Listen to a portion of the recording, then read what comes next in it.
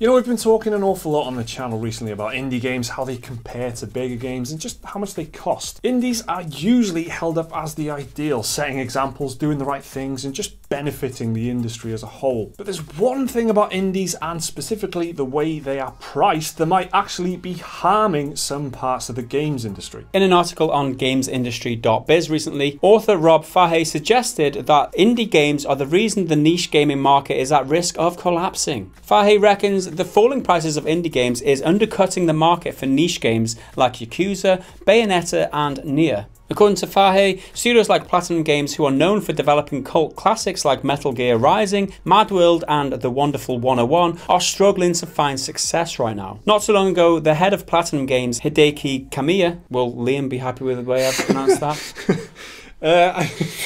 That's a pass for me. I mean, said the success of Nier Automata and its director Yoko Taro had rescued the studio from failure. Kamiya didn't go into detail about Platinum's struggles, but his statement implied that the studio may have been facing some kind of disaster. But the success of Nier Automata gave them another chance, and they live on another day to probably make some more batshit insane action games. So this kind of begs the question, doesn't it? What's going on? Why were a popular studio like that in so much trouble? Platinum are a beloved team with a string of critically acclaimed games to their name. Why are they struggling to find success when they've got such a good reputation? Well, Fahey says the blame lies with cheap indie games, which apparently are undercutting the kind of games that Platinum might make and are slowly cannibalizing the market for more expensive, maybe full price niche games. In his article on gamesindustry.biz, he wrote, "The core audience for creative indie games overlaps significantly with the core audience for games like those Platinum makes, and that, it seems, is a core audience that started to get used to paying $5 rather than 50 for a game." So the problem with sharing an audience is that those people now have a different idea about the value of games and what they are willing to pay for them. Fahey says consumers are becoming comfortable with the idea of paying less for an indie game, but they aren't comfortable with paying $60 full price for a niche game. The value proposition for video games, niche, super creative, critically acclaimed games in particular, is getting messed up because some of those games are very, very cheap. It leaves the more expensive titles, the Nier Automatas of the world, in a difficult position. So this kind of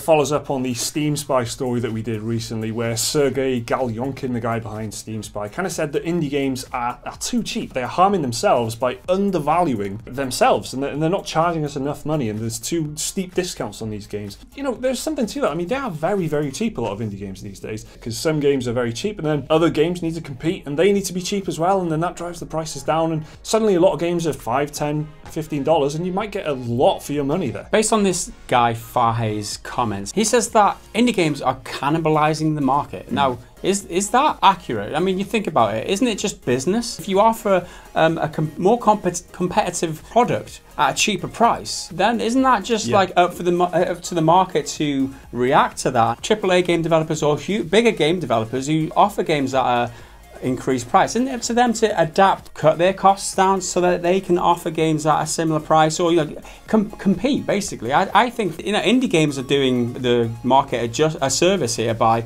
offering a very different amount of games at a more competitive price, giving options to the consumer. Whereas AAA games, they're stuck in their business models, aren't they? They're just like, we have to charge $60 for a game. This is kind of what we touched on in the previous video. They have to be more creative about how they're producing games. Now, Nier Automata, it was said that they had a very limited budget for their game, okay? And it ended up saving the studio because it came in on time, or just before time, and it came in under budget. So they did such a good job of optimizing the production of that game that it ended up saving the studio. Now, why can't more studios, AAA studios or bigger game studios, take that to heart and look at the market now and think, well, we have to optimize what we're doing, spend less money producing these games and be competitive with the market as it is? I think the responsibility isn't on the indies to raise the prices of their games and for the market to shift. What needs to happen is for AAA and, not even AAA, full price games like Nier Automata and those kind of games that you pay full price for, but they're not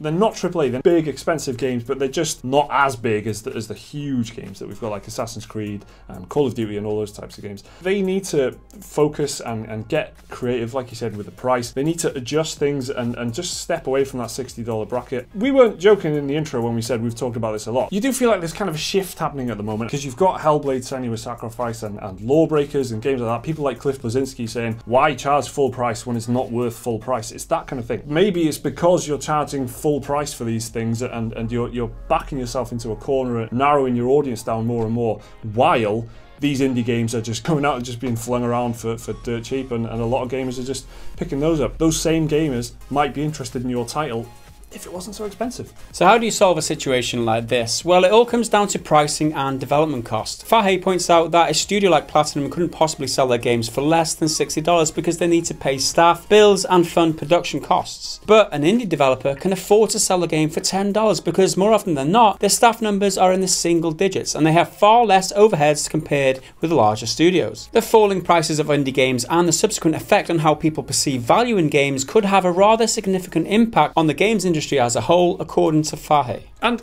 imagine a world where free-to-play is the only profitable business model for big budget games, simply because they wouldn't be able to compete with lower priced indies. Now that is something that Fahey actually believes could happen, thanks to the race to the bottom mentality when it comes to pricing and the saturation of the indie market. And you know what that means, don't you?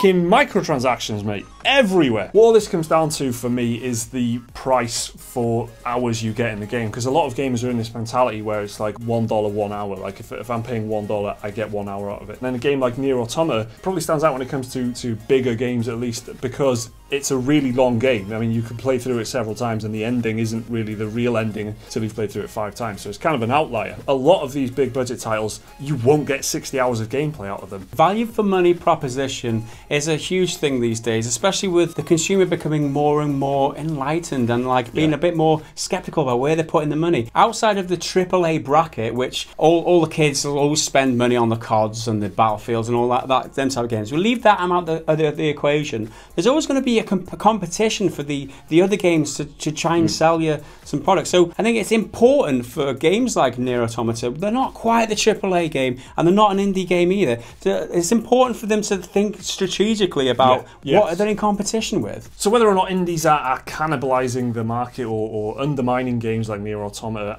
it's an interesting analysis from this guy from Fahey, but there's more to this, and it's not as straightforward as just indies are too cheap, therefore they should raise the price. Indies won't take responsibility for the whole industry. They won't think like that. They will think about themselves, because of course they will. Why would you be philosophical about the whole games industry when you need to look after your own team, your own studio? I mean, at the end of the day, it's all about business. It's just a value proposition. If people think what you're offering them is worth their money, then they will pay it. I just think that bigger studios, bigger companies and big publishers need to think a bit cleverer these days and be smarter with how much they are charging for their products, because indies are hot on their heels and they are taking up some of their money. So what do you guys think? Do you think that indie games are cannibalizing the market, or do you think that they're just offering something different and reaping the rewards from that? Let us know down in the comments below. Like the video if you've enjoyed it. Subscribe if you're new around here. There's another video to watch around about here on the screen. Support us on Patreon if you are awesome, and we'll see you again in the next video. Until then, bye for now.